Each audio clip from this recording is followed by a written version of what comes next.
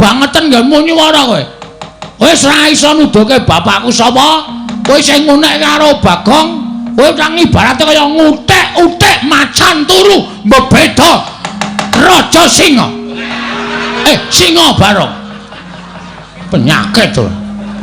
Pancen penyakit ya, Dur ya. Lha kowe wani marang krek ning ngarepe Brandana. Sing tak wedeni apamu, ha? Sing tak wedeni apamu? Nek meng kowe nesu nek aku ora wedi, aja kok kowe. Prabu Duryudana kon nesu. Bagong ora wedi. Sengkune iki apa?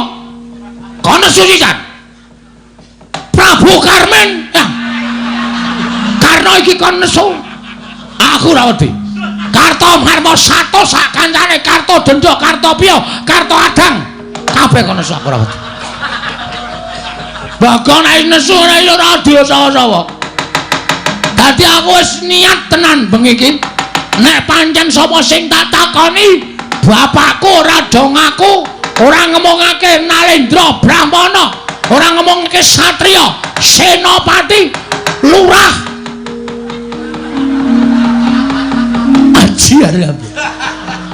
Padake apa? Mangkel tenan aku iki.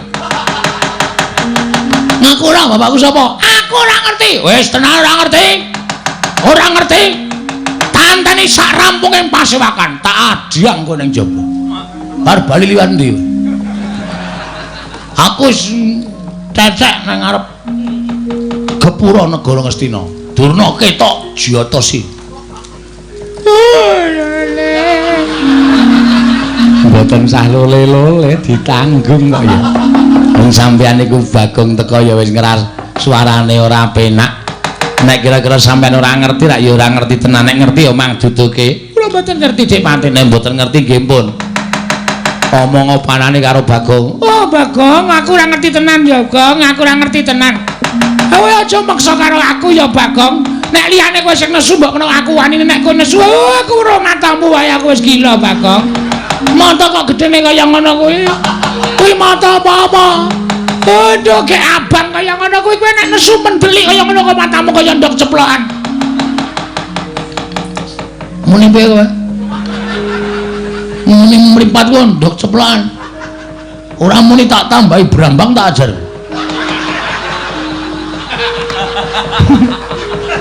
Tak ajar tenan lho. Ora nyepeleke lho. Bagong nek katokan teneng abang ini berarti malam ini dari sore sampai pagi Bagong ngerol. Tenan iki aku ora baen-baen. Ayo, pokoke kowe kudu ngerti. Aku ora ngerti tenan, Pak. Ora ngerti tenan. Ora ana. Seret job. Blogku kesatu lit. Mal.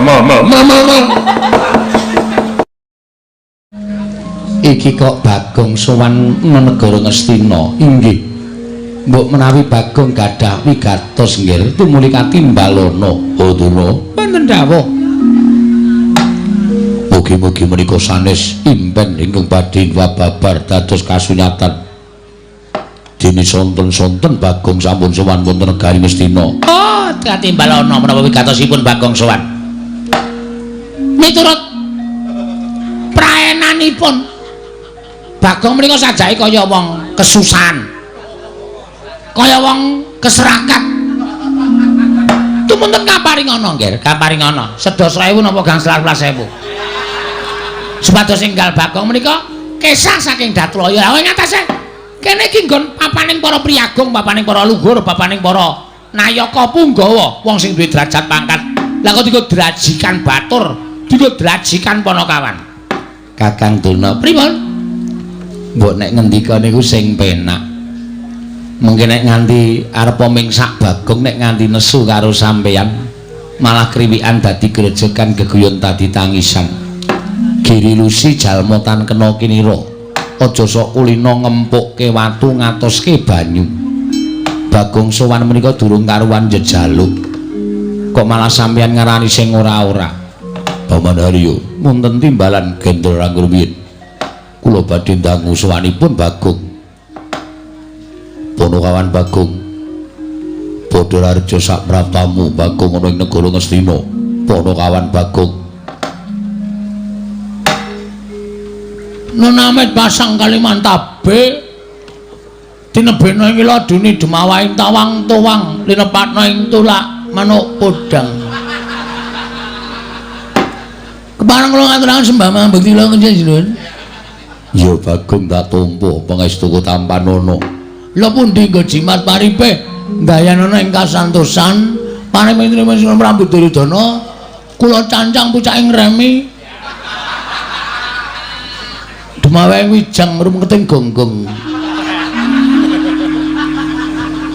Andel ora kula cancang pucaking weni weni dudu remi lho dudu weni Dumaweng wijang rumeketing Werdaya ora gonggong ora rumeketing Werdaya ndadosaken cahya nur cahya daging rakayuanan sinuwun ya Bagong prayoga nunggun ngadep sampun mboten kirang prayoga nggen kula ngabiyaken sami kula mawon ana kawan Bagong padha larjo sak praptamu pathak patih pathak ki sirah nding patih Harya Sengkune wilujeng bekti kula kunjung ngene patih iya Bagong pangestuku Tampanono kula pundi nggo jimat paripe ndayan ning kasantosan oh Bagong padha larjo sak praptamu Remban piye Bagong niki kula mengelek-elek kula mengemotke karo sampean aja sok kulino ngilani karo dadane wong liya aja sok kulino ngiyas karo wong liya arepa Bagong niki pasuryane ra iku ketok memelas ning sapa sing ngerti nek Bagong niku pancen kere ning arepa kula niku macak kere kaya ngoten kula niku wong desa niku nek sugih ra ketara pancen sandangane pating sleber ki apa pating slawi ora karo-karuan nek lunga mung nganggo caping ning lemahku nek menggo guru ki ndiasmu iso ngandel ora senengane ya wis ngembe dhisik kok wong Bagong ki wong glelenge ora jamak kok dimbe ngono Sokalima didol didu karo lemahe Bagong nek nganti nggon aku kalah karo Sokalima. Sokalima kuwi sampean ora tuku, kae ora ana sertifikate mergo kae bumi perdikan. Paringane Sinuwun Ngastina. Kowe nek ora dikai Sokalima, kowe iki ya kere, Dur. Semangkean. Apa kowe ora sadar? Apa dikira aku ora ngerti ceritamu? Kowe iki diangkat dadi gurune Kurawa Pandhawa mergo kowe pamer kabisan. Njupuk Gendhaga isi Lengatala nganggo suket dom-doman terus didadekke gurune Kurawa Pandhawa. Ning biyen kowe dek jaman Satama isih enom, isih bocah, kowe turut prapatan ngemis mung goleke sego sepincuk Satama. Kapok ora. Senengane kok ngembe karo wong pengalaman. Nyepelekke, aku rene iki ora ngemis. Aku rene iki ora njejaluk. Ning aku ana wigati karo anak Prabu kan Sinuwun Prabu Duryudana. Oh iya Bagong, aku njaluk ngapura ya Bagong. Agene ra urung debat piye lho kok nantang karo aku rumangsane nyepelekake. Oh iya njaluk ngapura sing wis ya wis sing ana dibuang sing becik digoleki aku njaluk ngapura. Aku ora sengaja yen to aku ngece karo kowe. Cethu nang kuping. Untung aku iki wis ngrumangsani tuwa. Aku wis semoh kaya enom biyen. Upama aku jiwaku ijik enom, tak ajiar nang kene. Ya njaluk ngapura. Wis ya wis. Ora sok ngembe, aja mengkale kula. Karo sapa wae iki aja rumangsa sampean duwe derajat, duwe pangkat, aja sampean duwe derajat sing dhuwur, duwe pangkat sing dhuwur, anggere karo wong tok ndak sirahe tok sepelekke, aja kaya ngono, Mbah. Ora ndek kanca kowe nek carane ngono kuwi. Arepa cantrikmu akeh, arepa sing do suwita siswamu akeh, nek sifatmu kaya ngono kuwi. Cantrikmu le tresna ya mung mergo kowe duwe ilmu. Nek kon tresna karo awakmu blas ora ana sing tresna. Paham? Iya. Selatak sisane. sing sabar.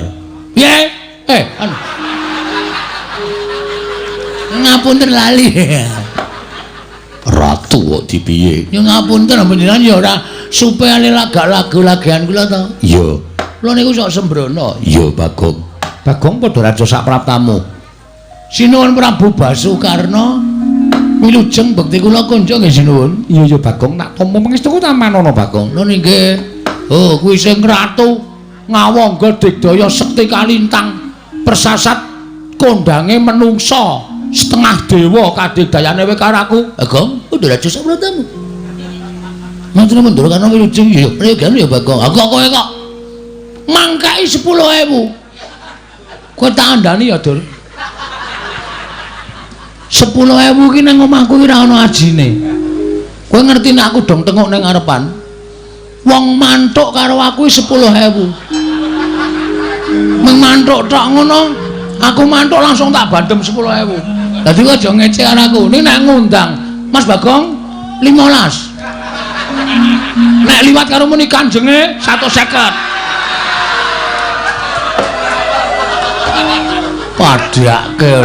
Padake cah tipis. Luwih saka tipis. Bono kawan Bagong. Wonten dawuh sinuwun. Sowan tanpa tinimbalan. Nono. Bono wigati apa? Ingkang sepisan. Kula ngaturaken sembah sumung kemeng pangabekti kula kunjuk.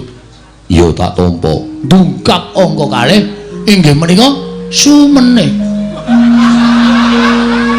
Caedan. Dungkap angka sing arep tok pangan wae apa? Mboten wonten to? Ora ana. Oh nggih, sumene kaliwati. Ing angka loro sowan kula menika namung boten bedah kalian Sinuwun Prabu Duryudana ning kula niku duwe gegayuhan, duwe pepenginan. Pepenginan apa? Ngaten sinuwun. Sawetawis kula tak crita nggih. Ya, ora dadi ngopo. Mboten kesusu to? Ora. Kula niki kayane urip niku kaya kurang ganep. Ora ganep sebabe. Sebabe kula niku kok ngajan-jane kepengin to sing jeneng wong urip niku ora kudu ngabekti karo wong tuwa. Upamane wong tuwa niku wis ora ana, ya saora-orane anak niku ndongake ana ing pesareane wong tuwa. Ya. Ning kula niki ora iso berbuat seperti ngono. Kula ora iso kaya ngoten niku merga kula niku mboten dong. Bapak kula niku asline sapa? Terus kula niku nuwun sewu nek bapak kula niku isih niku daleme teng pundi nek pun mboten wonten sareane teng pundi kula ajeng ndongake bapak. Kenapa kowe goleki bapakmu teko mapan negara Ngastina? Niki wonten sing aja-aja iku lho. Sing aja-aja iku sapa? Pria bertopeng hitam. Tegese piye? Tegese urung iso tak aturke inisiale sapa. Masih dalam rahasia. Didhawuhi supaya ngopo? Didhawuhi supaya kula niku nyuwun priksa karo Pendhita Kondang Monyor-monyor. Kalau kengrat pendhita sing pancen wis anjayeng bawana inggih menika Begawan Durna. Mila kula nyuwun mampun nggih sinuwun. Sowan kula menika mboten kan betah kalian panjenengan ning kula betah nyuwun ngambil Durna sekedhap kemawon. Bakal mbok apa? Durna ajeng kula takoni bapak kula niku sapa? Nek Durna ora iso wangsulan, Durna kula kan minggat saka negara Ngastina. Cocok aku ketoke. Nek ora ngono ndak tuman wae. Pendhita kok omongane kok marayati panas. Dipun paringaken kemawon nggih. Nggih, rai ngaten. Bawaduna kedah sampun jagung lan pun Bagong menika langkung merayogi Bawaduna. Bawaduna, Kula wonten dawuh nggih. Bagong sowan betah kalian panjenengan. Lho, betah kalian kula? Inggih. Wigatosipun? Monggo dipun mbak piyambak. Kula caosi kamardikan Bapak Prembanduna. Durna ina panalingane rumajaring ratri. Jeneng enggak jangganira kapisanan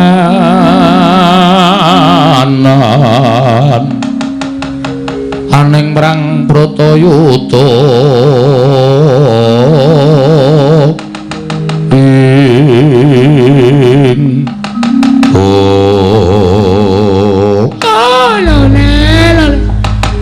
endos walu gembor manyar-manyar ning dungkul wana dadi asas dadi wana Bagong nun ngendikane ana Prabu Duryudana kowe buta karo aku nggih butamu karo aku ngapa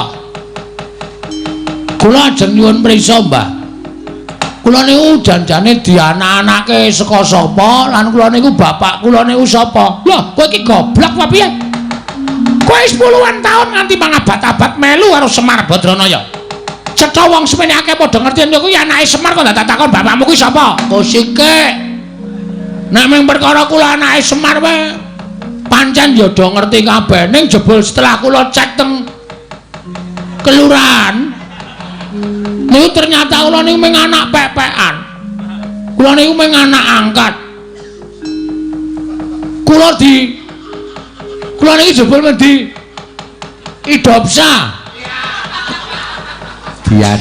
adopsi karo Semar lah asline kula iki pengen goleki karo bapak kula sapa nek pendhita ngendi pertapane nek ratu alhamdulillah aku anak ratu ngendi negarane nek satriya ngendi kasatriyane lah kok dadi kowe takon aku ajarane sampean pendhita ampuh perkara ampuh karo ora kene aku ora ngerti karo bapakmu mergo laire dhisik kowe kula ngerti nek laire ini dhisik kula maring sampean nek sampean iku kondang pendhita ingkang wasis ngerti karo lelakon sing panjenengan boten ngerti karo lelakon sing bakal lakon tegese netra sampean iki iso nyawang masa depan atau masa lalu mlengking saking menika nek sampean wis wani ngadeg dadi brahmana niku sampean kudu wani ngaturke bapak kula sapa nek sampean ra iso ngaturke bapak kula sapa sampean kudu lunga saka negara Ngastina lho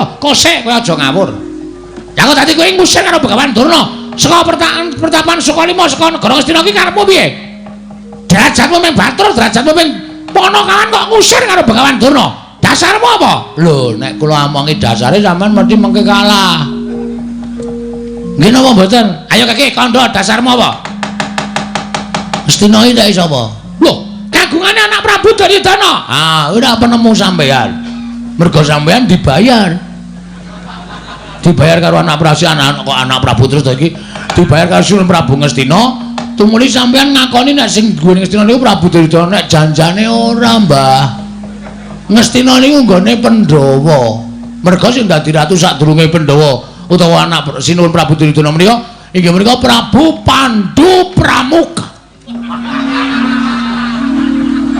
ngawur Prabu Pandhu Dewayana niku Nalendra Ngastina apa ta sebabe kok Sinuwun Prabu Pandhu kok ora maringake negara marang para Pandhawa sap iki sebab disingkat dadi sap Prabu Pandhu Dewayana dibanjut karo dewa nalika Prabu Pandhu niku nyuwun ngampil titiyane Sang Hyang Jagat Girinata inggih menika Lembu Andini dinggo titiyane Dewi Madrim dudu Bathik Madrim lho Dewi Madrim nganti Prabu Pandhu sumpah menawi simpulun Sang Hyang Jagat Girinata menika maringaken ngampil Lembu Andini benjang pejah kula sagah manjing wonten ing neraka ngoten niku monggo Prabu Pandhu pun nate nampi sumpahe Kidang Kimindama. Do nalika Prabu Pandhu bedak wonten ing alas ana kidang loro lanang wadon arep do piye ora usah tak genake sampean wis ngerti dhewe jaman sampean karo jaran hus melancang ucapmu ayo sing ngono kuwi lagi do ambus-ambusan dening Prabu Pandhu dipanah terus badar Resi Kimindama nyupata karo Prabu Pandhu ana wong arep sakaron sih ana wong arep saresmi kok tok ganggu Mula kowe iso nek nganti wani campur karo bojomu ing kono bakal tibaning pesti kowe tekaning pati sedhe Prabu Pandhu. Piye ndek bojo loro? Ra iso digapak-gapake. Nah, Prabu Pandhu tumuli dibanjut dening dewa. Sampune dibanjut merga Pandhawa isih cilik-cilik, Prabu Pandhu tumuli nitipke negara kalian rakanipun inggih menika Prabu Destarata. Kakang Adipati, kula titip negari benjang menawi Pandhawa sampun dewasa kula aturi maringaken dhateng Pandhawa. Ning wangune Prabu Destarata ngemut gula krasa legi luwe-luwe. Diojo-ojoki karo kiwa tengening Prabu Destarata, ya kuwi adine Ipe. Adine Ipe, Prabu Destarata sapa? Aku. Wis ngaku wonge wis ngaku. Terus nganti tekan mangsane negara Ngastina dadi darwahe Prabu Destarata nek jane kuwi nggone para Pandhawa. Loh, jaman Prabu Pandhu kaya ming abdi kaya ming batur. Kosek. Sing yasa Ngastina iki Prabu Sentanu. Aku ya momong, Mbah. Prabu Sentanu yasa negara Ngastina. Niku nuwun sewu. Kula nyuwun pangapunten lho, kula niku melu ngudak semen. Melu gawe pondasi, melu ngunggahke blandar. Dadi kula niku duweni hak tumraping negara Ngastina. Mula nek Ngastina ngene iki ana wong sing ora iso dipercaya, luwih pendhita sing ora nyata, Bagong tidak terima. Harus go on. Kleru. Harus out saka negara Ngastina. Kudu lunga saka negara Ngastina. Aku ora mentok Ngastina dilenggahi pendhita sing ming katon suci, jabane ning jerone lecek kaya telek. Bobotuna kados pundi? Sekedap kir. Wah, dolole. Apa iki numuse ya, Kang? Numuse apa? Impen mau. Hus. Aja disambung rapet karo impen. Ora ana sambung rapet karo pasumenan. Upama ana sambung rapet karo impen apa ya Bagong iki bakal keduga dadi Senopatine bakalan dono. Oh, ora bakal iso. Bagong ora bakal iso dadi Senopatine bakalan dono mergo dono kuwi ora bakal iso dipateni dening ponakan Bagong. Sing kandha sapa? Hale istri kowe tak pateni kowe mudhar kabeh kok. Apa meneh menungso? Pun sampean mang ngomong. Ngerti mboten bapak kula? Oh, Bagong. Yen kowe takon karo bapakmu, sejatine aku ngerti ya mung karo Semar kuwi. Semar kuwi bapakmu, Bagong. Mula nek takon liyane bapakmu liyane Semar kuwi aku ora iso ngandhakake. Sing gedhe pangapuramu. Nah, wis sakniki cetha nek ora iso ngandhakake, ateges sampean kudu lunga saka negara Ngastina.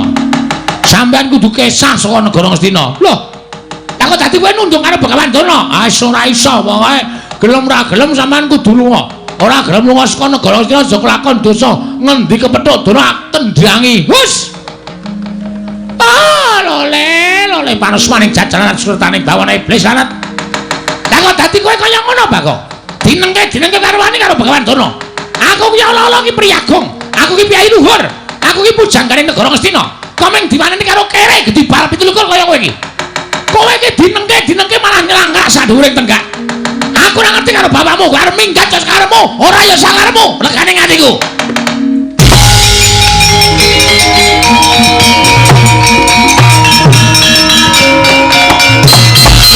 Loh, kowe kaya ngadeg.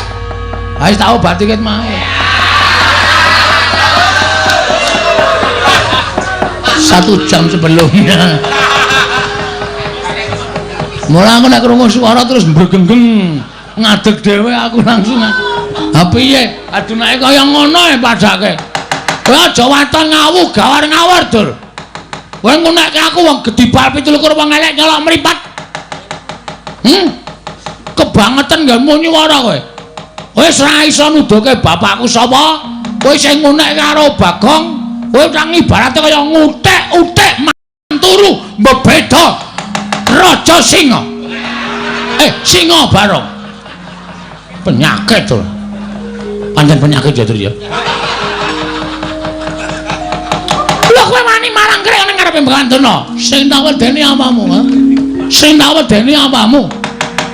Nek meng kowe nesu nek aku ora wedi, aja kok kowe. Prabu Duryudana kon nesu. Bagong ora wedi. Sengkune iki apa? Kon nesu sisan. Prabu Karmen. Karna iki kon nesu. Aku ora wedi. Karta Marma Sato sak kancane Karta Dendha, Karta Piya, Karta Adang. Kabeh kon nesu aku ora wedi. Bagong nek nesu ora radio sawa-sawa. Dadi aku wis niat tenan bengi iki. Nek pancen sapa sing tak takoni, bapakku ora do ngaku, ora ngomongake Nalendra Brahmana, ora ngomongake Satriya, Senopati, Lurah. Ajiar apa? Padake apa? Manggil tenan aku iki. Ngaku ora bapakku sapa? Aku ora ngerti. Wis tenan ora ngerti. Ora ngerti. Tanteni sak rampunging pasewakan tak adiang kowe ning jaba. Bar bali liwat ndi? Aku cecek nang ngarep Gepura negara Ngastina. Durna ketok Jatasi. Mboten sah lole-lole ditanggung kok ya. Wong sampeyan iku Bagong teko ya wis ngeras suarane ora penak. Nek kira-kira sampean ora ngerti rak ya ora ngerti tenan, nek ngerti ya mang duduke. Kula mboten ngerti Dik Pati, nek mboten ngerti nggih pun. Omong opanane karo Bagong. Oh, Bagong, aku ora ngerti tenan ya, Gong, aku ora ngerti tenan. Kowe aja maksa karo aku ya, Bagong. Nek liyane kowe sing nesu mbok kena aku wani nek kowe nesu, aku ora matamu wae aku wis gila, Bagong. Mata kok gedene kaya ngono kuwi. Kuwi mata apa-apa? Ndok ge abang kaya ngono kuwi kowe nek nesu mendelik kaya ngono kok matamu kaya ndok ceplokan. Muni piye kowe? Muni mripat kowe ndok ceplokan. Ora muni tak tambahi brambang tak ajar.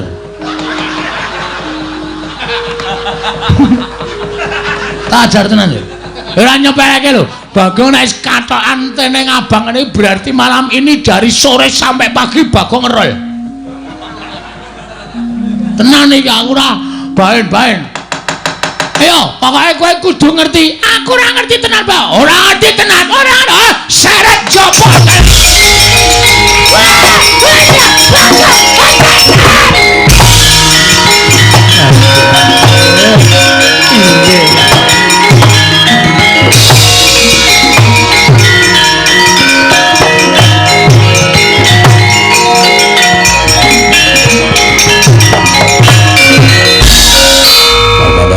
Wonten dawuh nggih. Lah ngaten cetha perlambang nggih kula tampi bawa Durna badhe nandhang kesisahan krana kula nampi perlambi lumantar merganing pasumenan. Inggih. Menika lajeng kados pundi? Kula semanggaken dhateng paduka anak Prabu Ngastina mangkebyake para Sata Kurawa. Kon bilani Bapak Durna Bagong dikroyok aja nganti cilik loro gedhe tekaning pati pujangganing negara Ngastina.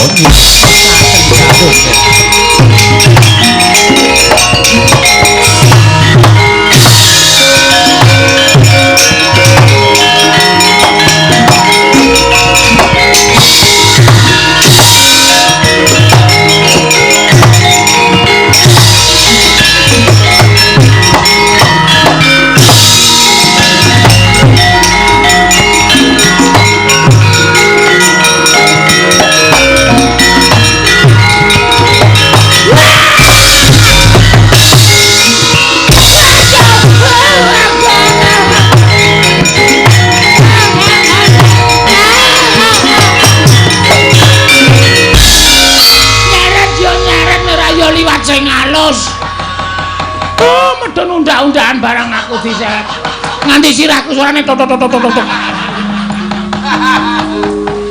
Apa ora kowe nyepeleke aku nek wis nesu ora baen-baen. Oh kowe engko tak kandhake bapakmu yen kowe gawe geger negara Ngastina. Semar tak pasung ning pawon. Ora bakal wani Semar ngelekke karo aku. Gareng wis tak ancam, Petro wis tak ancam. Truk, Reng, ya bengi iki arep dadi lakon. Nek kowe arep ngisuh ngandhani aku, kampak sirahmu. Do pucet sirahe. Mula bengi iki aku gleleng tenan. Oh, kowe engko bakal dikeroyok ning Sata Kurawa. Piye? dikeroyok dening para Sata Kurawa. Weh lho, Bagong rene iki ora mung ijene. Lho, kowe nggawa kanca? Nggawa. Wong pira? Wong 5. Papat to 5, papat. Papat 5 karo aku wis pas. Arep perang para gonggong.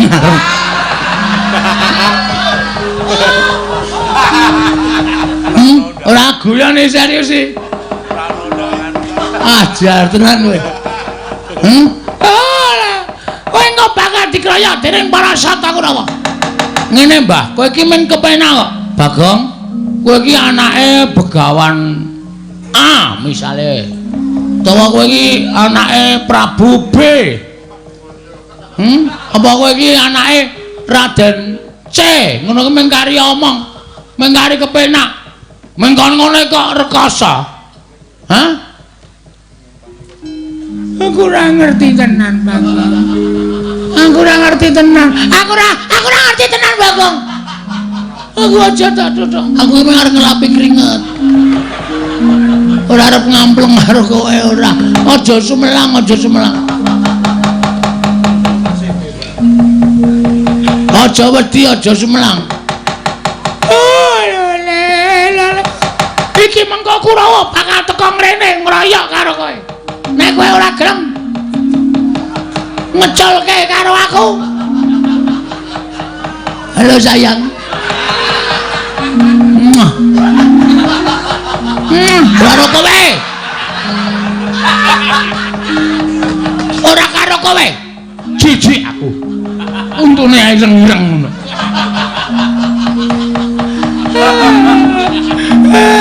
Ayo kowe mawar ngondhake Kurawa ngeroyok aku to saiki Nolea. Nolea sapa? Sapa botoku Nolea?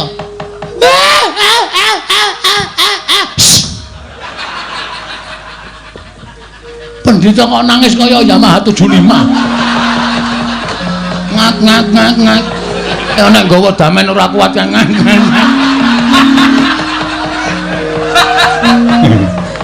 Piye, Gong?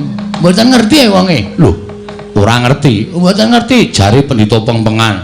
Mboten ngerti kula kok dadi ora dong niku. Terus kula ngancam nek pancen ora ngerti jauh diajar ya kula seret saking Datraya. Bagus. Mergo sing dadi harapane menungso, kowe takon karo sak pepadaning menungso, Begawan Durna kuwi saora-orane iki gurune bapak. Bapak kowe satriya pengpengan kowe Suwitara Durna, nek Durna ora weruh, gunane apa nggo sandangan cara pendhita? Gunane apa nganggo sandangan cara Brahmana? Teteli sandangane. Teteli, turake katoke cawet. Gulake pentul jepreti. Aduh. Kurang lakone wis mules aduh. Aduh, Bagong, aja ngono ya Bagong. Aja kaya ngono ya Bagong, aku wegah tenan Bagong. Kowe kudu bloko ora boko iki Alga Joko wis nang mburi lho. Ngati-ati lho. Mas aja diperai. Mas aja diperai. Kok kaya ana campur sari to, Den? Tapi ndelok sik ning Durna cekeli. Yo ndelok sik Durna cekeli.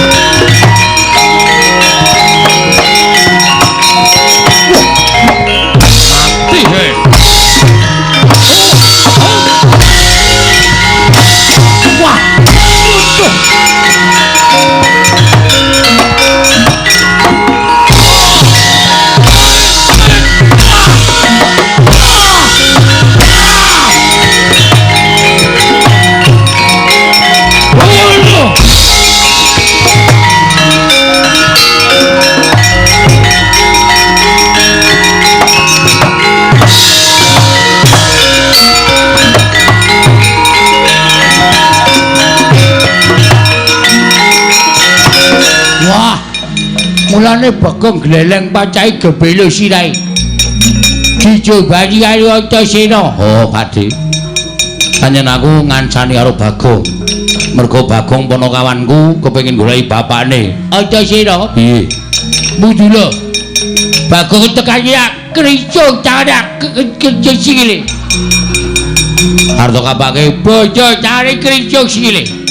Undurno Antasena sik. Jebul jajau Timbano. Yo. Modal. Ujan. Hot modal. Iya. Modal we. Hot.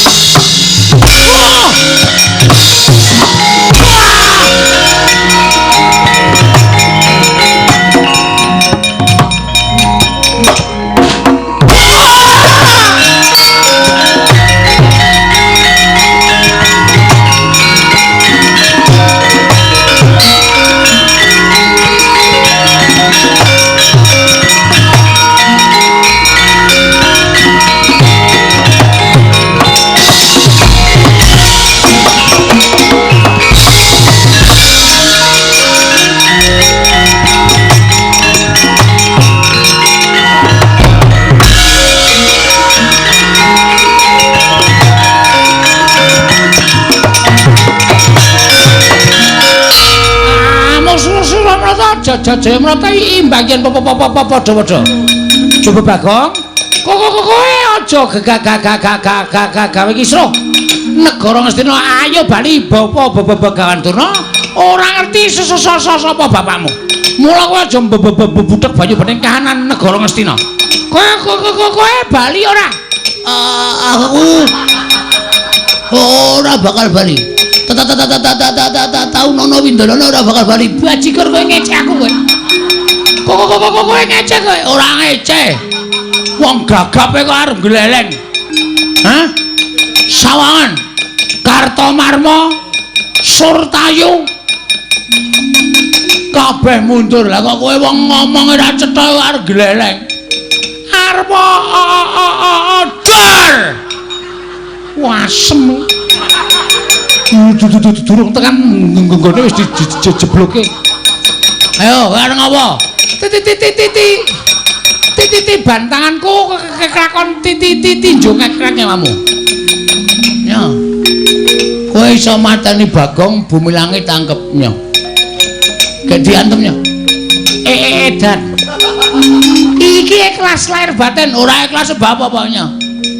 Tak jajal wong gagap ki omongane piye? Antemane piye, guys?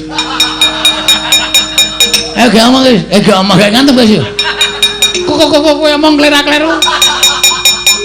Kelakon mati dening aku nyo. Diar kowe. Agene men kaya ngono. Aku iku rino ketiban kambil tak kandhani. Dadi nameng antemamu ora sepiro wae. Lho. Kowe rasa gleleng, mula aku wis tak omong karo kowe to. Kowe iki nek gleleng senengane ora iso kaya ngono kuwi.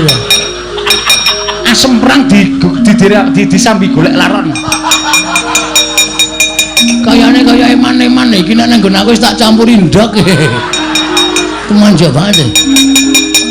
Ayo nana pancen kowe. Titik. Oh, mencok raiku barang to malah. Wah, malesen. Cici traksi. Aku warsen. Kepiye? Aku warsen kowe ora mundur mungsuh Bagong tijungake ra nyawamu kowe.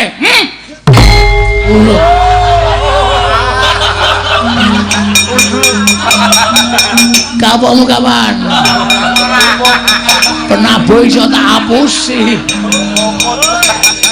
Kowe aja sembrono. Ayo, gegekake anon mergane tenan saiki tenan yakin.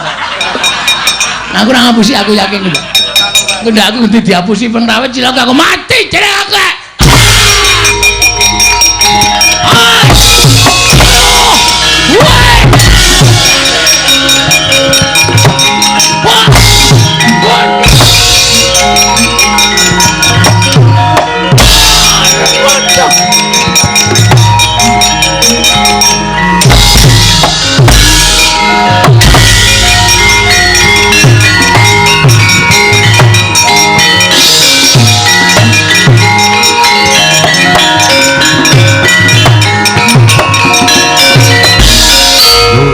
Mundur.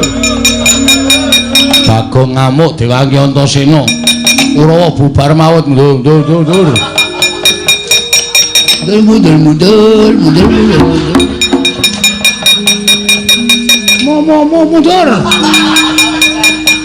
Interaksi barang ya wis perang. Pun man. Ketemu sapa? Ketemu sedulur. Lagi ketemu Bagong. Mungsuh Bagong kok kalah nek cara aku isin. Nah, kula biasa. Ora isin. Isin gone ngendi? Isin iku dienggo meremilang. Bagong sajake bar meguru anyar. Kuku antem sirahe rapopo man. Suarane mak klothak. Kok kaya ngantem bathok klopo. Wonge ngledak. Sing ada memendono matane. Terus kula citang srah mundur iki merganing patimu bres. Kowe diantem udan. Oh. Wong edan ora candas aku digebuki terus mangkel man. Pun cici cilaka nek ming musuh padha satriya wae ora masalah. Nek mungsuh wong edan-edan ngoten nika Kurawa kalah isin menang ora kondang. Nggih ta? Heeh. Mula niki sing dadi tok sumbering perkara niku Bapa Penemban Durna. Bapa Durna diwenehke kalih si sapa jenenge Bagong mawon terus mengke pripun supaya ana penyelesaian permasalahan. Iya. Neng tutu. Nek nganti niki mengke sesampeyan tetep ngetapke para Sasata Kurawa nyemelangi mah. Bapak Bagong nek ngamuk medeni. Pun kula semanggaken. Piyene kancamu piye? Isih ora Kurawa? Nek isih kon maju, kon methoke Bagong. Nek Kurawa entek patihe ngene, uwek-uwek cangkeme. Is. Aku kira melu apa-apa. Aku kira melu peperangan iki. Wis tak anggap melu kowe. Anggere Kurawa isih ngroyok Bagong titenono. Aku nek saya mangkel. Ora kok Kurawa sing tak bondo kabeh. Ning klebu ratu Ngastina melu tak bondo legane ngantiku. Lah ngerti wae.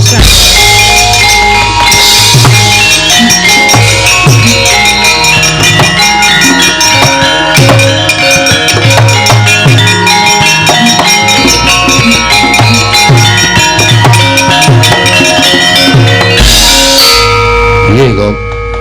Nah, piye?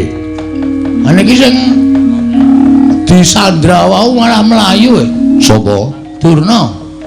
Lah aku ngoyak kowe dilarak karo Pak Dikartomarmo. Durna ora ana sing jaga. Kula Durna mlayu. Niku kudu kecekel kudu ditakoni teng pundi bapak kula. Nek ora iso kecekel ngrekoso. Arep takon sapa meneh ora takon Begawan Durna. Terus karemu sampean tanggung jawab iso nyekel Begawan Durna. Tak cekeli. Kowe ngoyak saka kene aku tak ambles kuwi tak methuki saka kono. Siap.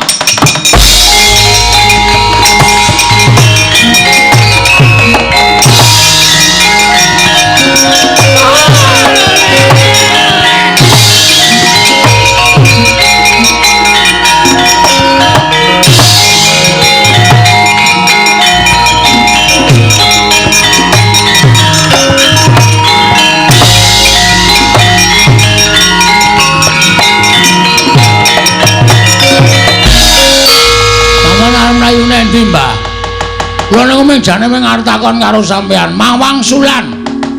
Nek sampean ora iso wangsulan, sampean kudu lunga saka negara Ngastina. Wis niku mawon titik. Syarate mung niku mawon. Ora werna-werna. Bagong, aku kuwi ora ngerti tenan ya, Bagong. Kowe iki ya aneh kok takon karo aku, wong nyatane uripe iki dhisik kowe karo Begawan Durna kok dadi kowe takon aku. Ora ana jamal mengerti aku kok ngerti karo wong tuamu ki sejatine sapa iki aku ora ngerti. Sampeyan niku dadi pendhita sing ampuh. Nggih. Mula sampeyan kudu bloko. Aku ora percaya sampeyan ora ngerti. Mula sampeyan kudu bloko kalih kula nek sampeyan tetep ngandhake ora ngerti, aku ora trima tenan. Oh, Bagong aja, Bagong. Ora iso. Pak Candala bondo leboke pakun jalan pakake macan. Jane ora mlayu.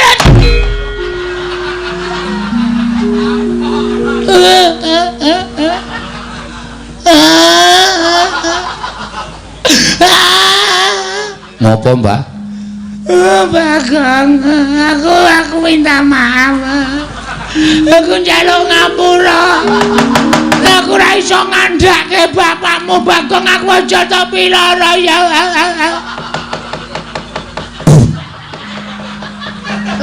Cangkemku leboni walang. Aku njaluk ngapura ya, Bagong. Piye, Gong? Kok niki sing kudu menghakimi aku. Asli aku wis. Aku mangkel nek carane ngene iki. Saman bloko mboten. Aku ki ora ngerti. Aku ki ora ngerti tenan, Bagong. Wis, nek ora ngerti, titeno tendangi siramu. Sik, Gong, sik, kowe aja ngawur. Iki pendhita lho, Gong. Terus Nek pendhita tok kurang ajari tok tendangi sirahmu, aku sing ora trima. Arep dikaya ngopo iki gurune bapakku. Durna ki tau tate mulang ilmu karo bapakku. Kena kowe nesu ning aja terus mulasara kaya ngono. Bener Antasena. Matur nuwun ya Putu.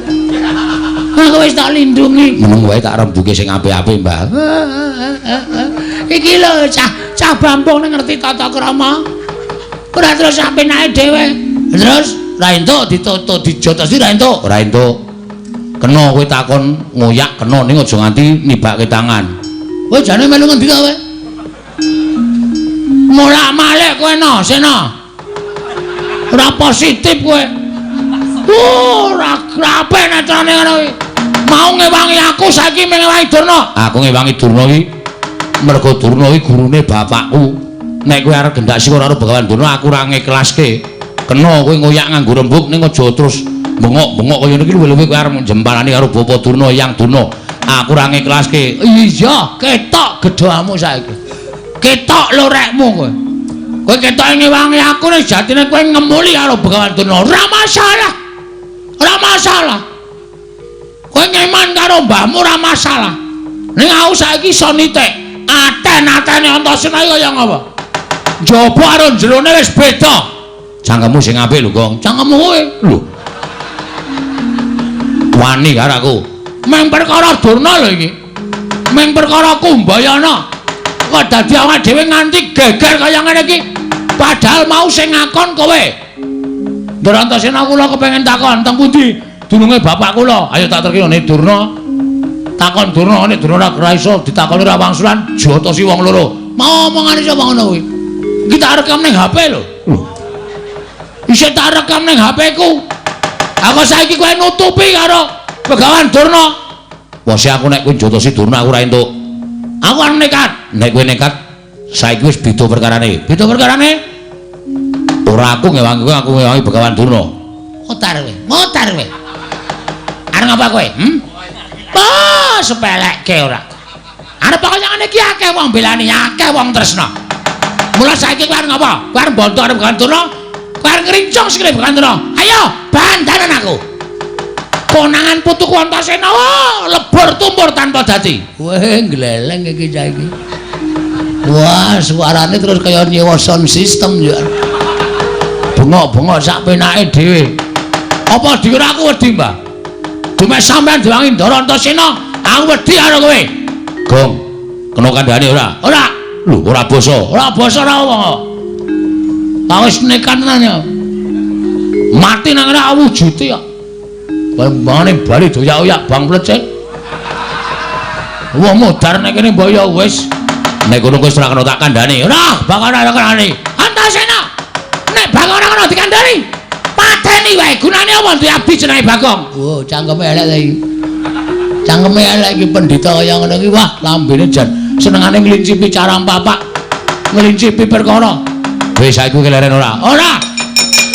Ning aja ngantemi Begawan Duna, tetep tak jotosi. Nek kan jotosi Begawan Duna, mungsuhe aku. Aku ora wedi karo sapa. Nek wis kaya ngene iki aku wis nekat tenan. Nek ngono kuwi wani tenan karo Antasena. Sing tak wedeni apamu? Iki mergane. Ayo, bangga tayone gawe ngati.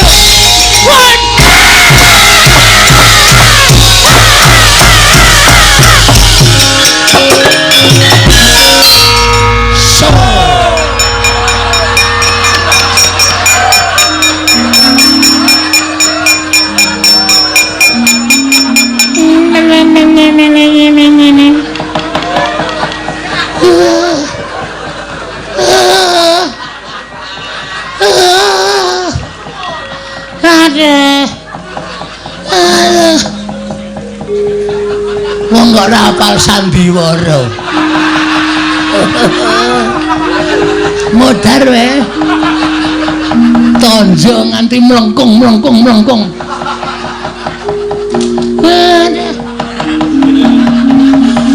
De pasir. Pripun Kakang Durna? Kula mangga tang. Kula mangga tang. Bayak tugel. Waduh tenan niki. Mesti di give. Napa? Di give. Give ga gelem gak kula. Mana wae lah eneng sing wangi. Lah tak gawa mlayu ketiwanan.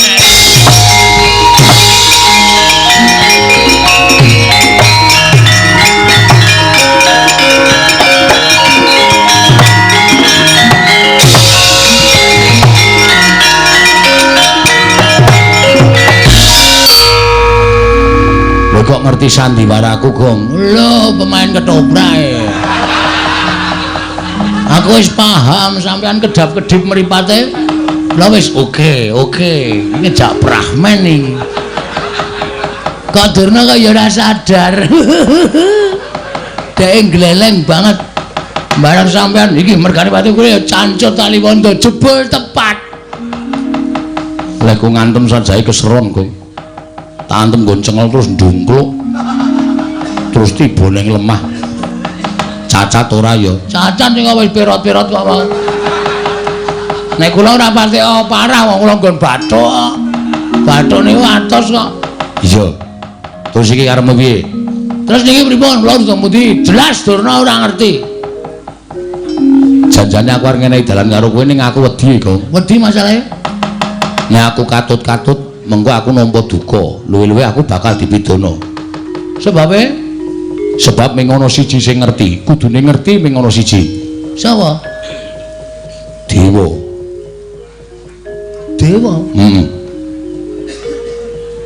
Papane ning Kayangan. Kowe munggah ning Kayangan Suralaya. Lho, apa iso ana kereta? Lho. Nek jurusan Surabaya ki nek mau jam 6. Suralaya basa. Wah, Suralaya to? Krunguku Surabaya. Suralaya. Terus matura Bathara Guru, bapakmu sapa? Nek Bathara Guru ora ngerti, tak bubarke murite. Lho.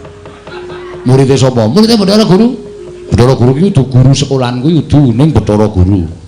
Oh, lho tak ketemu e. Tangane papat. Wah. Nek kosokan suwe kuwi. Lho. Kok suwe? Keleke papat e.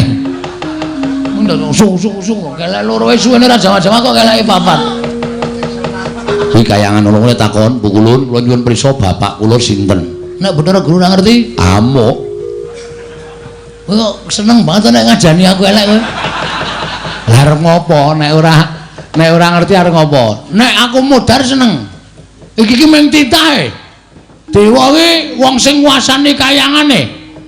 ditau kaya aku nek nyawang karo kowe iki titah sing kena lara lubeting pati. Maksudnya? Iso lara ning ora iso tekaning pati. Wah, malah rekoso lho kuwi. Nek upama lara nganti lara banget aduh mongko ora mudar-mudar malah kesiksa lho. Mbok kata-kata kuwi dilangi wae. Ora kena lara, ora kena pati, ngono malah penak. Kowe titah sing ora kena lara, ora kena pati. Nah, munggah ning kayangan. Ora ana sing iso ngalahke karo kowe. Yakin aku sumpah. Nek nganti kula kalah cemplungke Kawah Candra di muka, tak susul. wah, mengbluk iki mengan.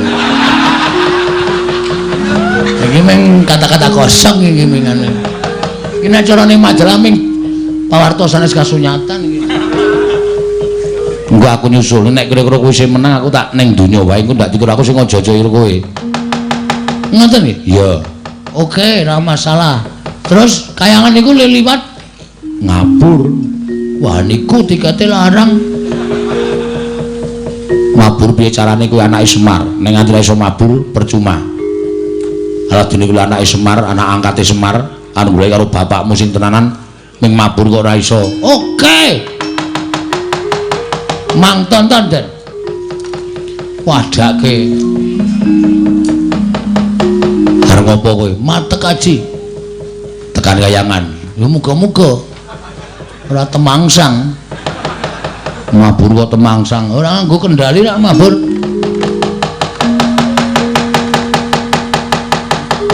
Wah, mripate merem-merem. Menengo ta iki lagi ndonga. Mah dilokke ora wis meneng. Ciripit gula batu kejepit. Ciwalang kaji koko belu dem-dem. Ciripit gula batu kejepit. Ciwalang kaji koko belu dem-dem. Ciripit gula batu kejepit. Ciwalang kaji koko gelu dem-dem. Ciripit gula batu kejepit. Ciwalang kaji koko belu dem-dem. Ciripit gula batu kejepit. Ciwalang kaji koko belu dem-dem. Misra ta? Wis munggah. Nelemu nganggo aji-aji kaya ngono kuwi tekan kayangan sesuk malam Minggu. Bus ngono. Ora duwe. Madurana. Nang ya kok. Tak suwun terus sing gawe jagat tak tendang boko muska kene. Aja pati-pati tiba nek ora tiba kayangan. Siap. Wis siap kula. Ya, ngati-ati ya. Ah wis.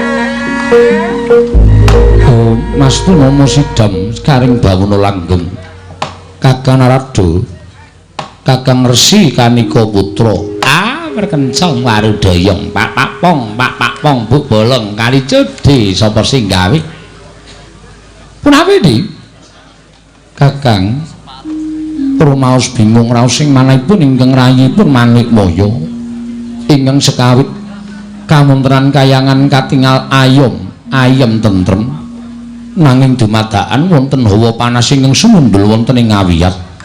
Kakang Narada menika saking dayanipun menapa? Nuwun pamunten, Di. Menika mujudaken satunggiling pandangon menapa panardi tumapipun Kala Gusti Pangadal sebab paduka menika dewaning para dewa, nalindraning para Jawata. Mesti kemawon mboten badhe kekilapan dhateng mupamusiking titah. Nanging sebab menapa? Dene paduka dadak dangu dhateng Kala Gusti Pangadal. Adi Pramesti. Kakang Narada, punapi? Ibaratipun kula menika ingkang damel cangkriman, Kakang Narada ingkang kedah mbatang cangkriman. Mboten wonten jamak ngatasipun kula menika ingkang damel cangkriman, Kakang Narada. Mboten purun nyangkrim, nanging kula ingkang mbatang cangkriman. Menika naminipun mboten nila, Kakang. Dalah. Inggih. Menawi kula mekaten, kula badhe munjatung sapa paduka Adi Pramesti Bathara Guru. Sejatosipun kayangan menika mboten wonten lemah sangar kayuwaing pandhita malih tinggal menawa dene wujuting satriya ingkang seleh kasatriyanipun tuwin ambrahmana menika babar pisan mboten. Namung mugi antatosna ing kawuningal bila jagat geger menika dipun sababaken namung tingkah lampahipun titah pujangkara ingkang mboten gadhahi derajat tuwin mboten badhahi kaluhuran wonten ngarsa paduka Adi Pramesti Bathara Guru. Namung titah menika kawula alit, nanging nadyan kawula alit kawasa akarya gara-garaning kayiwangan. Lan mugi antatosna ing kawuningal menawi Adi Pramesti Bathara Guru menika mangke mboten limpat, mboten pinter anggenipun nangungkap dhateng lampaning jagat tartemtu badhe ngembet utawi dabe malembar wonten ing kayiwangan Suralaya mriki lho, Di. Menika ingkang dados kuwatosing manahipun Raka Sidi Pangadal Adi Pramesti Bathara Guru. Rikat lampahing rata tan pantara prateng sukuning argaram kang tumingal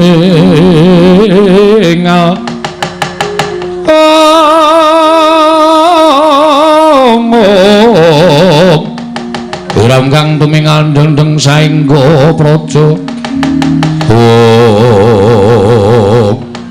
Dereng ngantos paripurna Mbalaksana. Kasara ingkang wantun minggah wonten ing Bali Martya Kundha Manik. Nenggat majanipun Lurah Semar, Lurah Bagong nyerpepeh pindha sata meterang arek karya kagat kang samya mulat.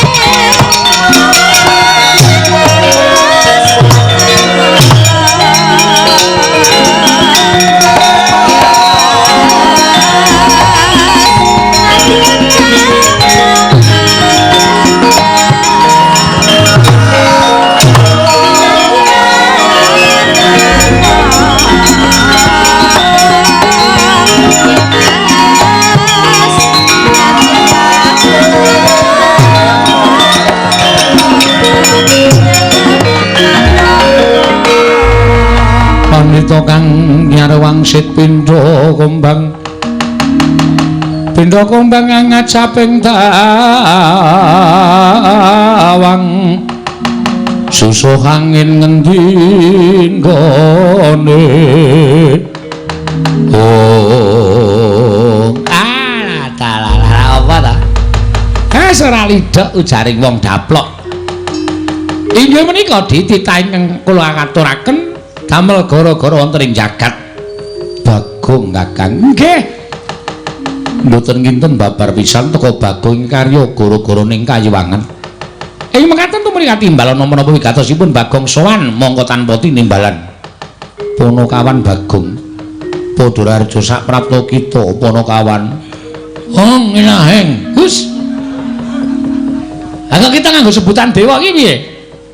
Karang lamun mapan wonten ing kayangan menika kedah saged genepi dhateng tata krama. Lah ning ora kena titah ora kena nganggo hong ilaheng.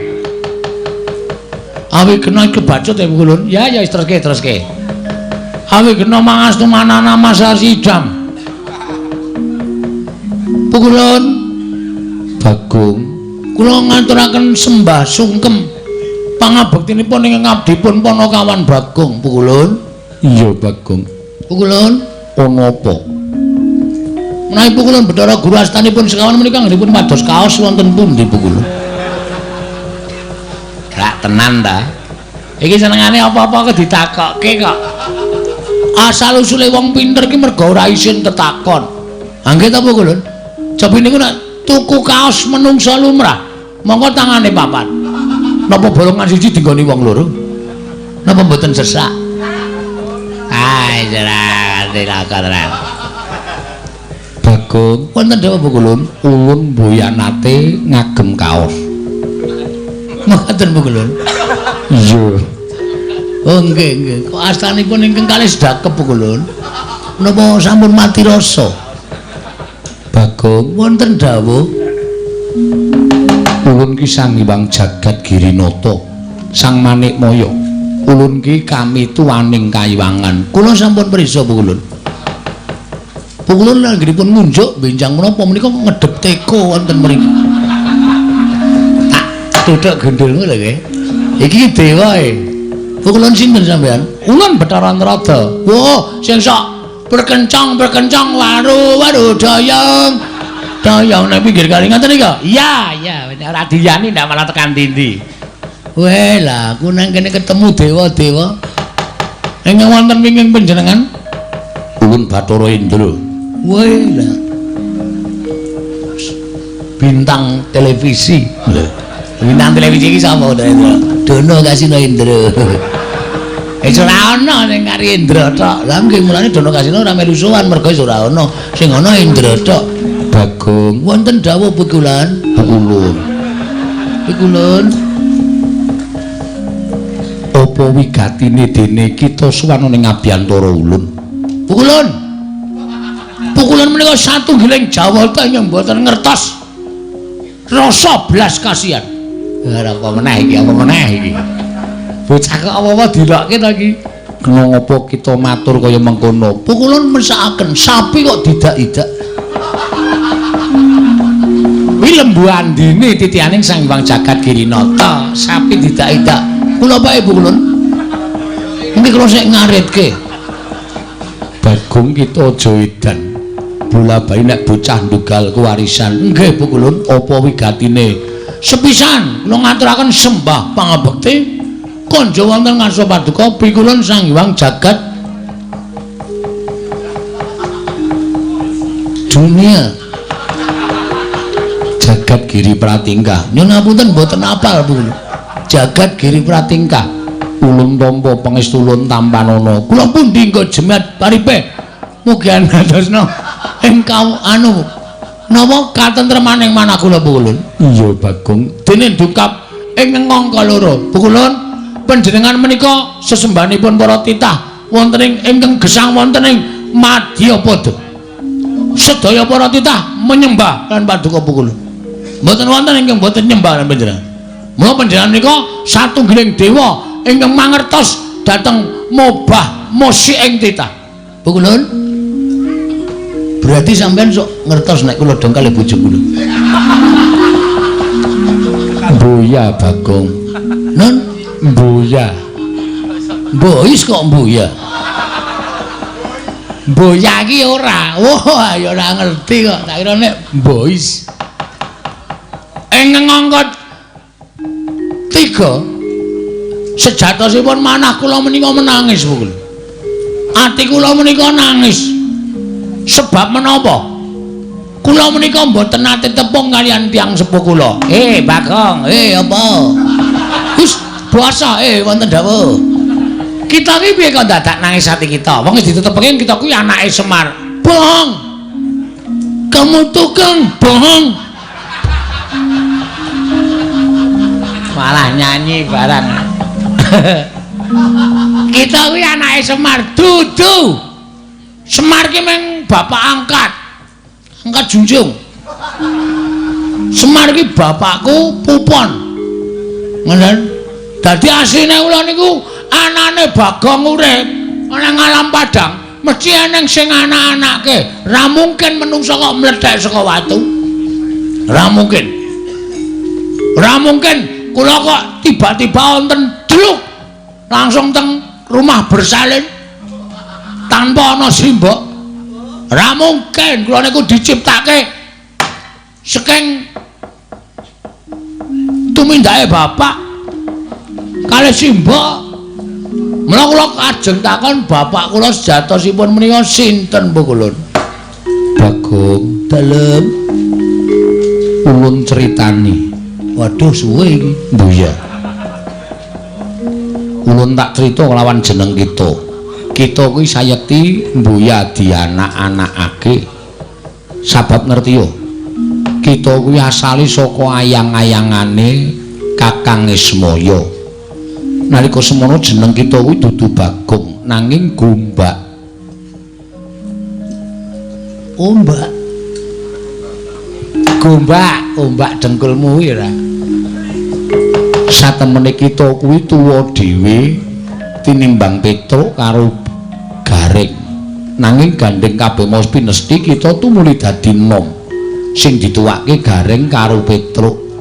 Ning sejatine kita kuwi asale saka ayang-ayangane Semar.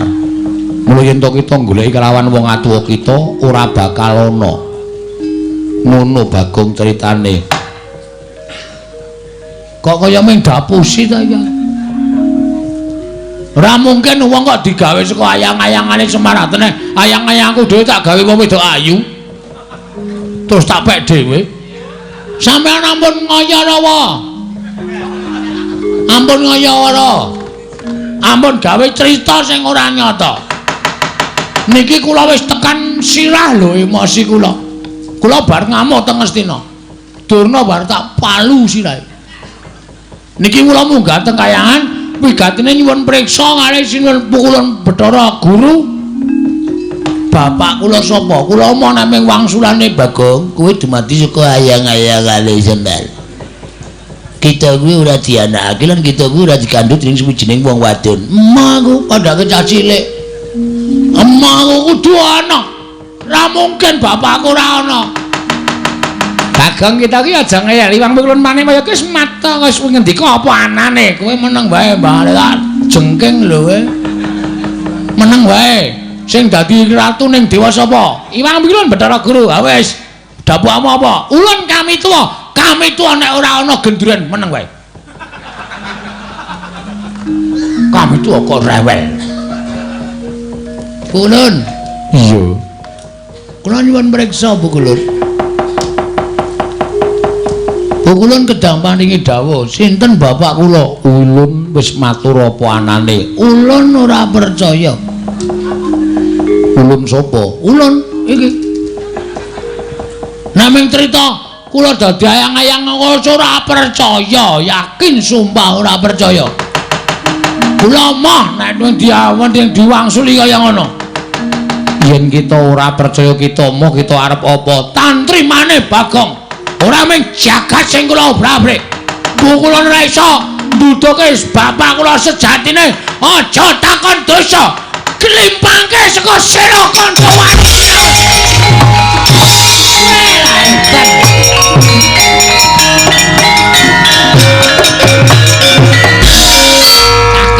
Cakentir.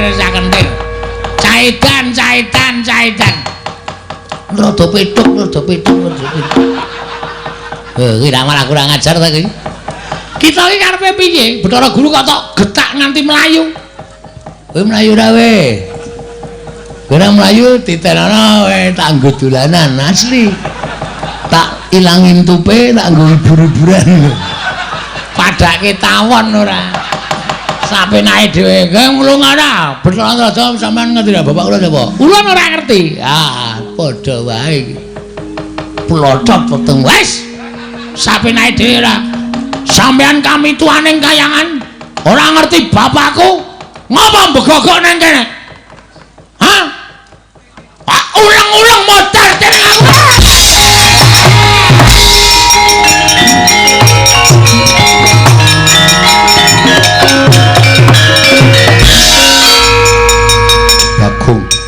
wong kang kaya kowe padha karo wani marang kadewatan. Iki putrane Bathara Gring ngangka catur Bathara Indra ingkang bakal bondo lawan kowe. Yen perlu tak lebokke ning kawah Candra Dimuka. Kowe sing tak lebokke ning lemari es.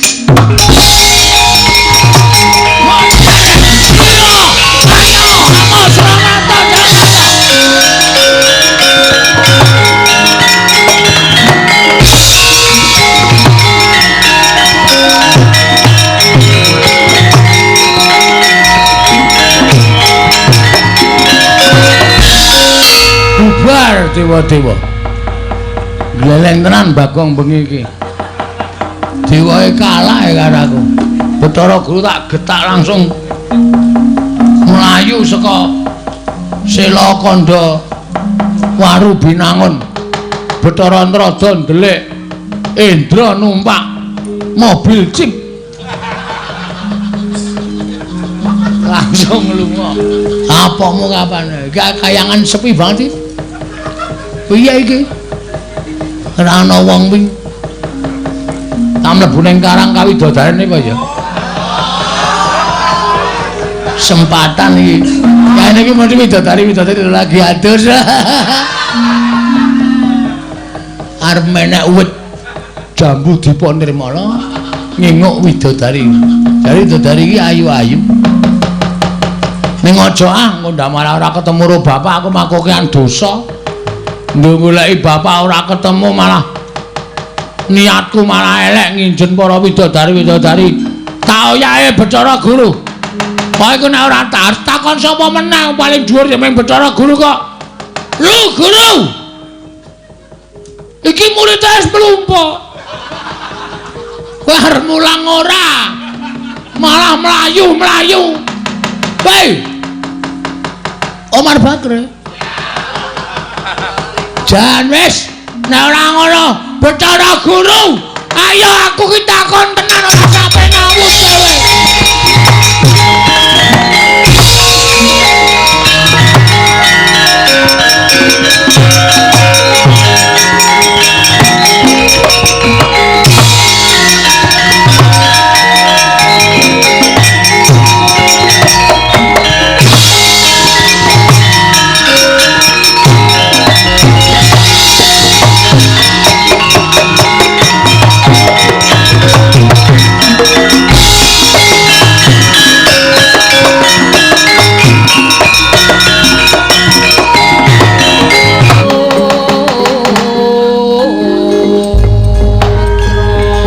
Koko Prabu nunung timbalan Nyai.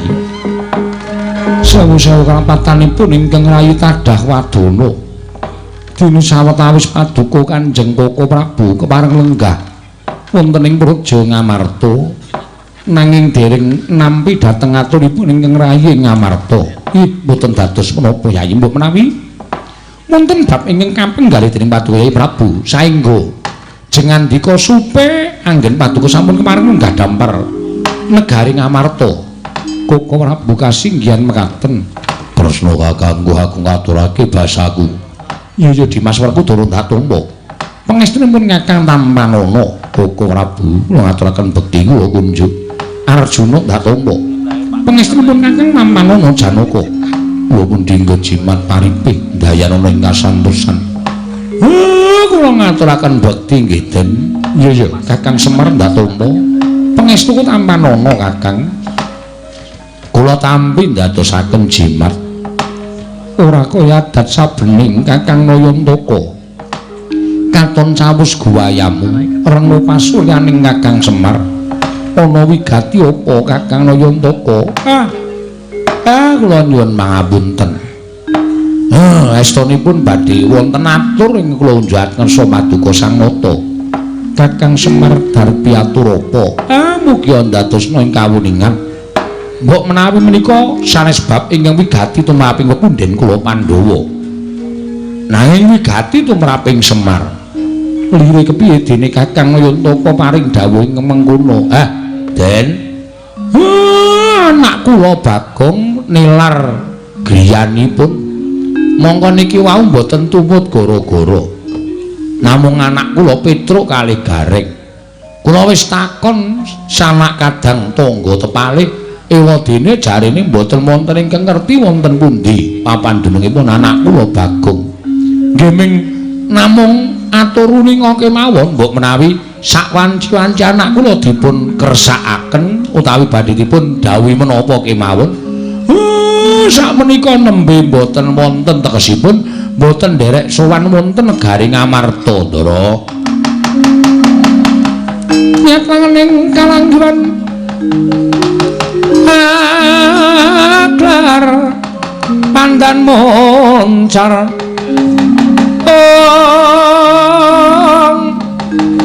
tinon lir kekonan sumsara tetan padang kasoran bacaring purnaming gegono dasari mungsa katiga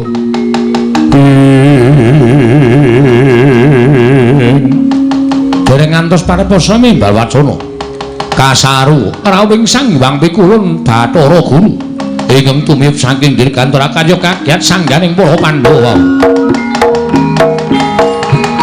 lang-lang ing dia mangungkung ganduan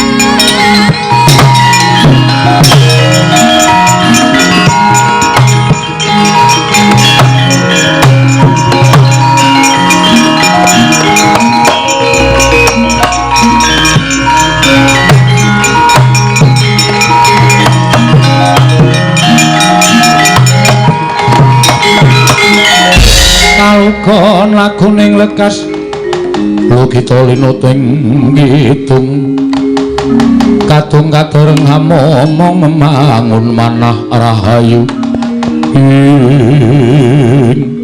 kula ngaturaken sembah pangabekti kula kunjuk iya Puntadewa Luntomba kula ngaturaken sembah pangabekti kula kunjuk iya Kresna Luntomba Guru Hakeka ngaturke sembah Werkudara Luntomba Kulun ngaturaken sembah iya Arjuna Luntomba Guru kowe do slamet to pangestunipun Kakang Ismaya wilujeng wonten menapa Pukulun dene sumengka tindak paduka ewang adi Pukulun menawi kepareng kawedhar dhateng ingkang wayahipun Puntadewa kepareng kula cemadhun dawuh Puntadewa yektine prapta ulun ana ing negara Ngamarta sayekti mung bakal paring pangandikan kelawan para Pandhawa utamane kelawan panjenenganipun Kakang Ismaya lah kok kaya wigati banget ngopo Guru mugi andadosna ing kawuningan menapa Kakang Semar mboten rumaos kecalan dhateng ingkang putra iki mau aku lagi wae matur nek Bagong pancen lunga saka bale wismane lunga saka omahe mugi andadosna ing kawuningan Kakang Semar Kakang Badranaya Kakang Ismaya Bagong sak mangke dados parang muka wonten ing kayiwangan piyambakipun amutah dhateng ingkang abdi utawi ingkang rayipun Bathara Guru nyuwun priksa dhateng tiyang sepuhipun monggo nyantenipun sampun kula paringi priksa ewadene Bagong boten pitados malah sak mangke muta-muta dhateng kula ngoyak-oyak dhateng kula Kakang Semar pancen menungsa ra tatanan gawe wirang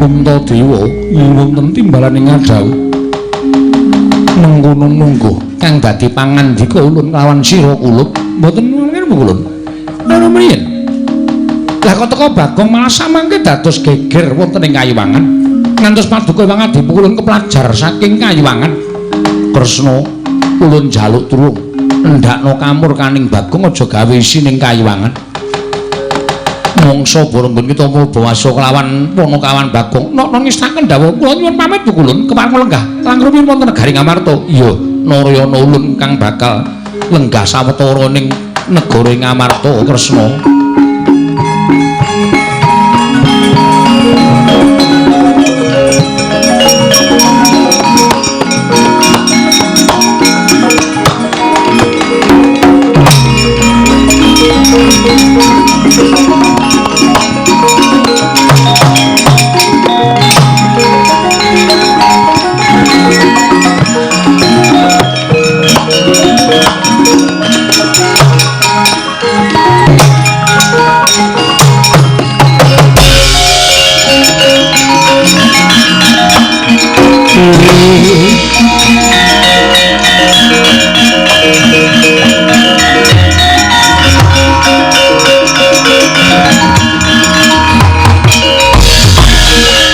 Kunjang gancing langit kelap-kelapaton lir kincanging risang mawe gandrung usai jagat Dewa Bathara jagat Pangestu lah wis tak bedhek to Kulun Bathara Guru mesti medune nang Ngamarta ha wis baul iki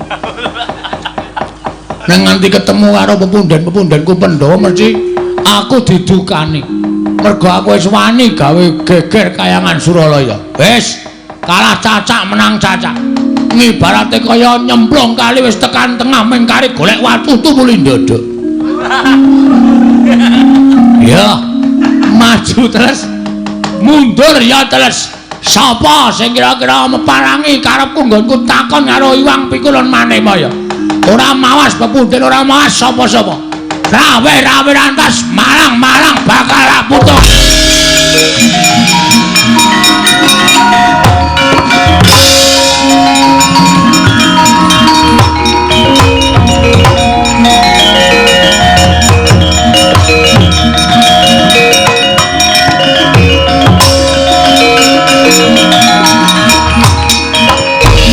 tunggang gancing langit kelap-kelapaton lir kincanging risang mawe gandrung Bagong dalem bojo kaya ngono patrapmu kowe iki wis tuwa Bagong anggep wis tuwa semene bocah lu ngentak-entake kempongan mula kowe manuta karo aku pripun apa kang dingendikake Wang Pikulun Manikmaya mau sanyata bener Bagong aja nganti gawe wiranging pepundhenmu Pandhawa pakarti ning kaya mengkono mau bakal ngorek-orek marang bendaramu ngorek-orek pasuryaning Pandhawa melu isin kelawan tingkah polahmu Bagong terus ayo kowe nyuwun ngapura karo Wang Pikulun Manikmaya kepiye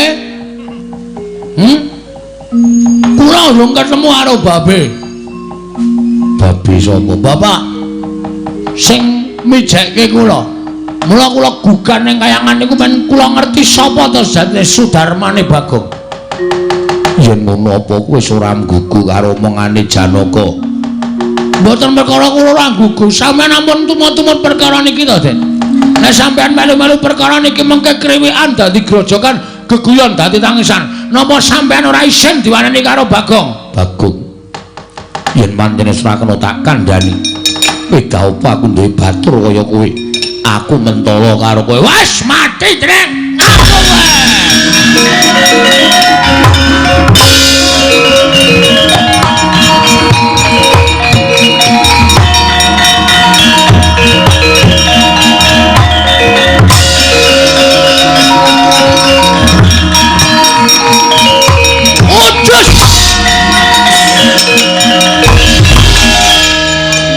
iki pemaine bal-balan main bal-balan dasmu apa-apa ditendang no kandhani ora kowe kena kandhani ora kula gelem dikandhani nek wonten Bathara Guru ngendikake bapakku iki omahe kene isih urip apa wis mati nek ora ana sing ngandhake kula ngamuk sak ngamuk-ngamuke ora nyawang Pandhawa ora nyawang sapa-sapa amok kabeh.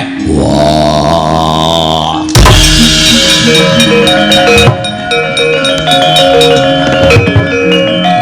Putar.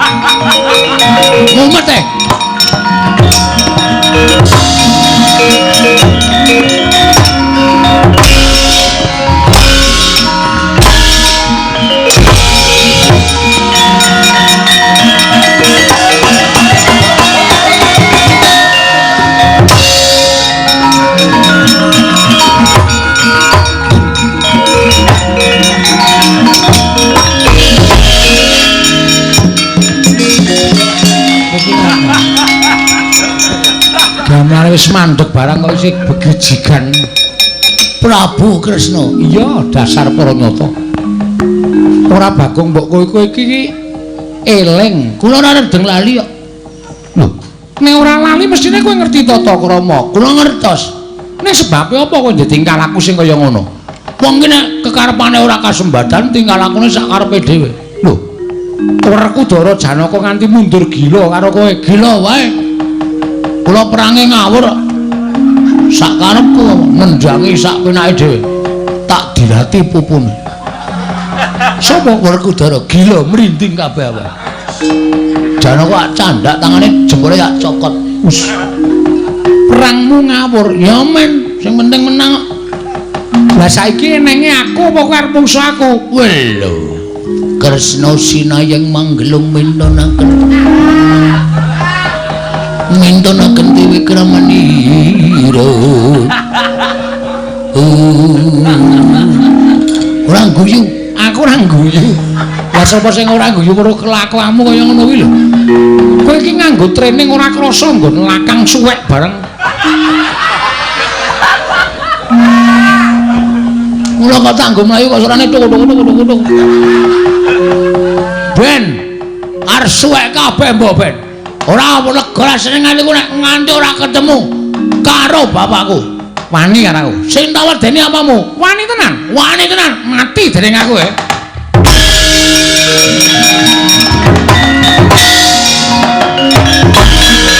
Mesti ngono. Kresna iki nek perang mesti ngono kuwi. Wani karo aku. Wani tenan. Mati dening aku. Lunga. Tak jirih ora. Asline jirih ae. Kena aku ora tetep maju terus goleki Bathara Guru, ora entuk keterangan sing gumathok. Sapa sing arep peparangi karepe Bagong?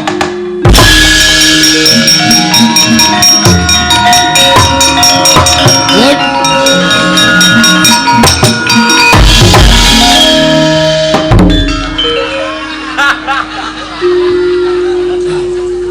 Ketemu dukuwe.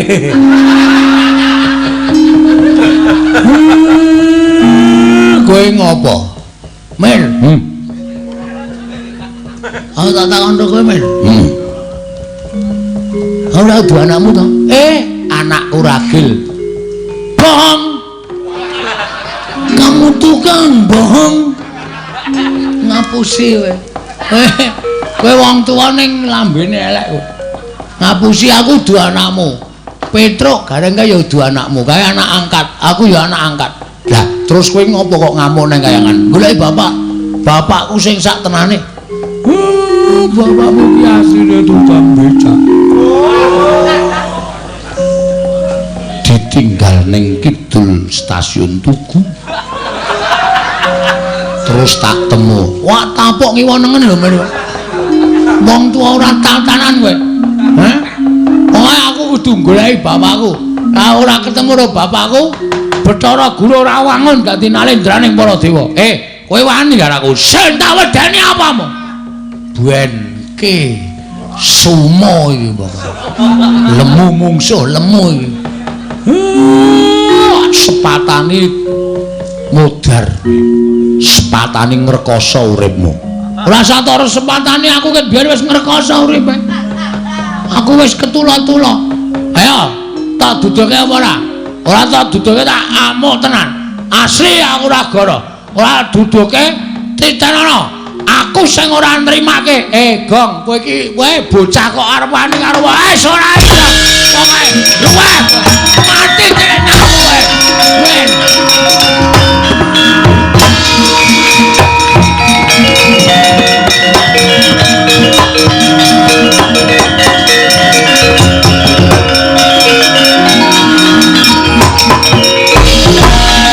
Bocah kok kaya ora sebaene.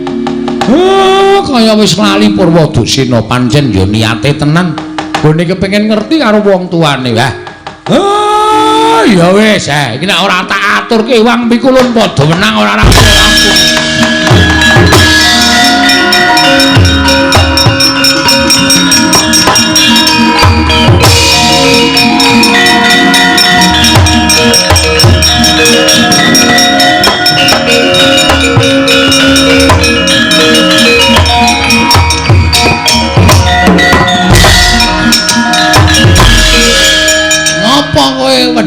aku kok ngejak cah cilik.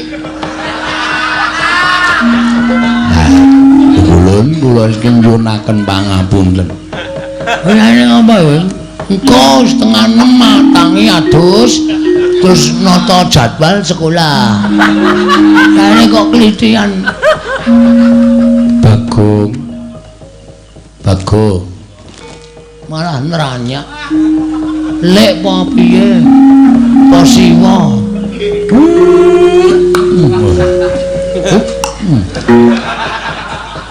Kowe ngerti iki sapa iki? Sapa iki? Bukulun Sang Hyang Wenang. Hah? Bukulun Sang Hyang Wenang. Aduh, Bukulun. Kula nyuwun pangapunten Bukulun.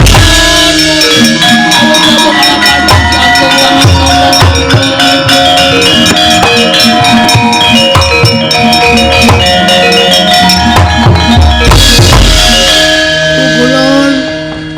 Kula nyuwun pangapunten Bukulun. Bagong.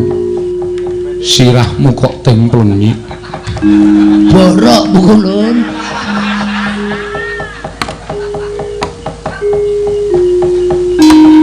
Oh, dilapke cangkem Bukulun.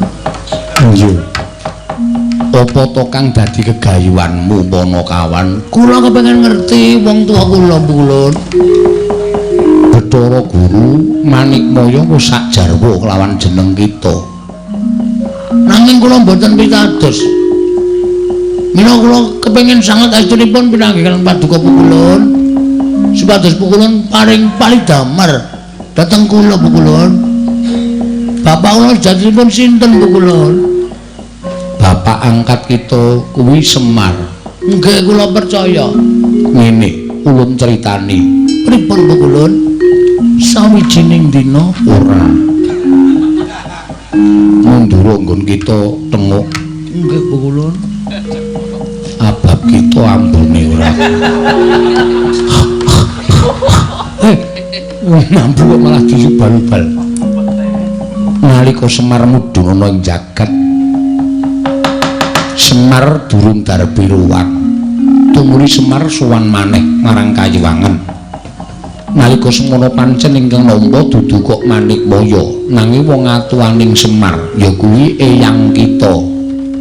Eyang kula? Iya. Sang Hyang Tunggal.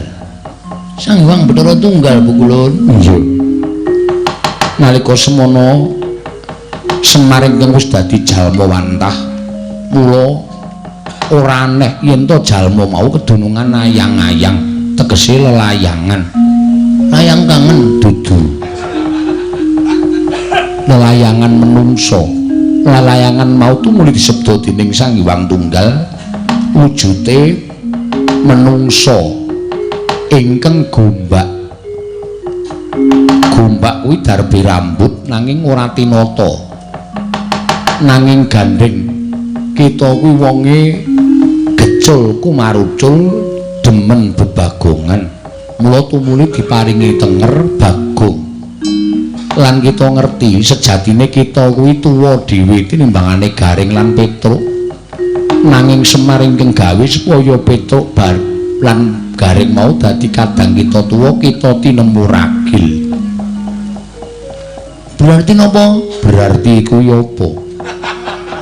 Ateges napa sing dikendhake Wang Pikulun Bathara Guru menika kepara nyata Pukulun? Iya nyata Bagong. Aduh. Wah, wis kula kebacut ngamuk teng kahyangan Pukulun. Mula ora aneh lamun kita iso ngasurake para dewa, nanging aja pisan-pisan kita nglaman ana ing Kayiwangen. Jalaran kita kuwi kesawapan daya kekuataning Ismaya, merga kita dumadi saka ayang-ayangan Ismaya. Mula kekuatan kita kuwi sak traju, sak bobot kelawan Sang Hyang Ismaya.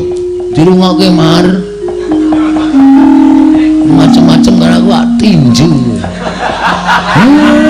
Gedhe ndase. Dikandani nek digdaya kaya aku. Mekaten Pukulun? Iya, Semar. Dalem Manikmaya timbalana tindak mrene. Sartane kabeh para Pandhawa nggih ngestakaken dawuh Pukulun.